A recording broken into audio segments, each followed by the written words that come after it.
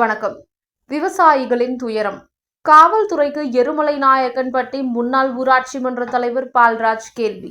தேனி மாவட்டம் பெரியகுளம் அருகே எருமலைநாயக்கன்பட்டி மற்றும் தேவநாதன்பட்டி சுற்றுவட்டார பகுதிகளில் விவசாய தோட்டங்களில் தொடர் திருட்டுகள் அதிகரித்து வருவது விவசாயிகளிடையே பெரும் அச்சத்தையும் அதிருப்தியையும் ஏற்படுத்தியுள்ளது. இதுகுறித்து காவல்துறையினரிடம் புகார் அளிக்கப்பட்டும் இதுவரை உரிய நடவடிக்கை எடுக்கப்படவில்லை என விவசாயிகள் வேதனை தெரிவித்துள்ளனர்.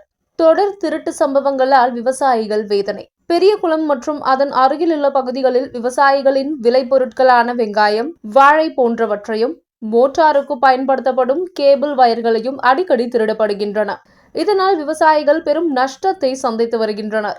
இது ஒருபுறம் இருக்க, பாசன நீர் வசதி இல்லாமல் பிழைப்புக்காக வெளியூர் செல்லும் அவல நிலை ஒருபுறம் என்றால், திருட்டு பயத்தால் விவசாயத்தையே கைவிட்டு வேறு ஊர்களுக்கு செல்ல நேரிடுவது மிகுந்த வேதனை அளிக்கக்கூடியது என விவசாயிகள் தெரிவித்துள்ளனர். முன்னாள் ஊராட்சி மன்ற தலைவர் கண்டனம். இது தொடர்பாக எருமலைநாயக்கன்பட்டி முன்னாள் ஊராட்சி மன்ற தலைவர் பால்ராஜ் காவல்துறையின் மெத்தன போக்கை கடுமையாக கண்டித்துள்ளார். விவசாயிகளின் தொடர் புகார்களுக்கு பிறகும் திருடர்கள் மீது காவல்துறை ஏன் நடவடிக்கை எடுக்கவில்லை என்று அவர் கேள்வி எழுப்பினார். இது விவசாயிகளின் வாழ்வாதாரத்தை பாதிக்கும் ஒரு முக்கியமான பிரச்சனையாகும் என்று அவர் சுட்டிக்காட்டினார். விவசாயிகளின் கோரிக்கை என்னவாக இருக்கிறது என்றால், இழப்பீடு மற்றும் சிறப்பு படை விவசாயிகளின் கூற்றுப்படி திருடர்களுக்கு சிறை தண்டனை வழங்குவது மட்டும் நிரந்தர தீர்வாகாது. திருடப்பட்ட பொருள்களுக்குரிய இழப்பீட்டை திருடர்களிடமிருந்து பெற்றுத்தர அரசு உதவ வேண்டும் என்பதே அவர்களின் முக்கிய கோரிக்கையாக உள்ளது. மேலும் இந்த பிரச்சனைகளுக்கு தீர்வு காண தனிப்படை அமைத்து தீவிர விசாரணை மேற்கொண்டு திருடர்களை பிடிப்பதோடு திருடப்பட்ட பொருட்களுக்கு ஈடாக இழப்பீடும் பெற்றுத்தர வேண்டும் என்று விவசாயிகள் கோரிக்கை விடுத்துள்ளனர்.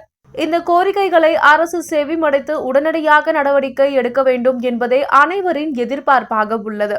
காவல்துறையின் கவனத்திற்கு இப்பிரச்சனையை எடுத்து செல்லும் விதமாக இப்பகுதியை சேர்ந்த விவசாய சங்கங்கள் மற்றும் சமூக ஆர்வலர்கள் ஒன்று சேர்ந்து மாவட்ட ஆட்சியர் மற்றும் மாவட்ட காவல் கண்காணிப்பாளர்களை சந்தித்து மனு அளிக்க திட்டமிட்டு வருகின்றனர். இந்த நடவடிக்கையானது காவல்துறைக்கு மேலும் அழுத்தம் கொடுக்கும் என எதிர்பார்க்கப்படுகிறது. மேலும் இப்பகுதியில் இரவு நேரங்களில் காவல்துறையினர் ரோந்து வருவதை அதிகரிக்க வேண்டும் என்றும் அவர்கள் கோரிக்கை விடுத்துள்ளனர்.